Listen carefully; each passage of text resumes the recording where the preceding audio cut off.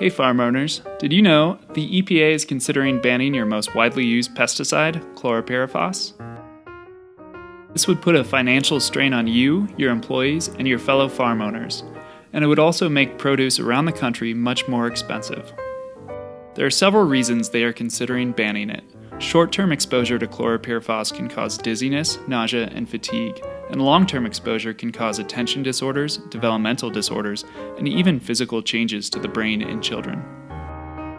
It can also harm wildlife and negatively impact ecosystems. However, the negative effects of Chlorpyrifos can be almost completely avoided by simply using the chemical properly. In this video, we will show you how to train your employees on 3 easy ways to protect themselves, their families, and the environment from the potentially dangerous effects of Chlorpyrifos.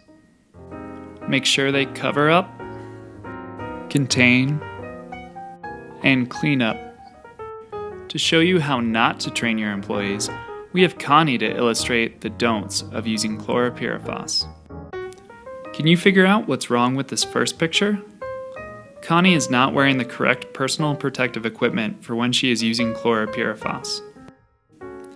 This is an example of a farm employee exercising the proper use of personal protective equipment. Make sure your employees know how to cover up. They must wear long pants, long sleeves, closed-toed shoes, gloves, a respirator, and eye protection when using Chlorpyrifos. Now let's go back to Connie. She is spraying Chlorpyrifos too close to a water source, and she is also spraying in windy conditions. This is a good example of our second step, contain.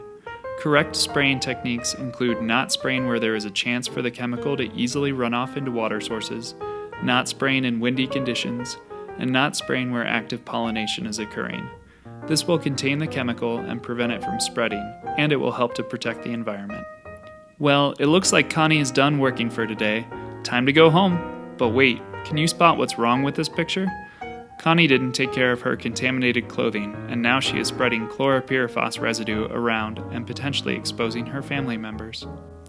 One more important thing to teach your employees is how to clean up by properly disposing of their personal protective equipment and properly treating their contaminated clothing. When workers are done using Chlorpyrifos, they should throw away any contaminated disposable personal protective equipment in an appropriate hazardous waste container. They should also change out of any contaminated clothing as soon as possible and make sure to wash this clothing in a separate load from other clothing. This will significantly limit the amount of Chlorpyrifos that is brought into workers' homes that children and other family members can be exposed to. Make sure you thoroughly train your employees on the basics of using Chlorpyrifos, how to cover up, contain, and clean up. When they are using Chlorpyrifos, they should always wear proper personal protective equipment, follow safe spraying techniques and procedures, and properly dispose of contaminated personal protective equipment and treat contaminated clothing. We hope this video gave you valuable information on Chlorpyrifos and how you and your employees can safely and responsibly use it. When your employees are using Chlorpyrifos, don't let them be like Connie. Make sure they cover up, contain, and clean up. Thank you. Chlorpyrifos was not actually used in the making of this video.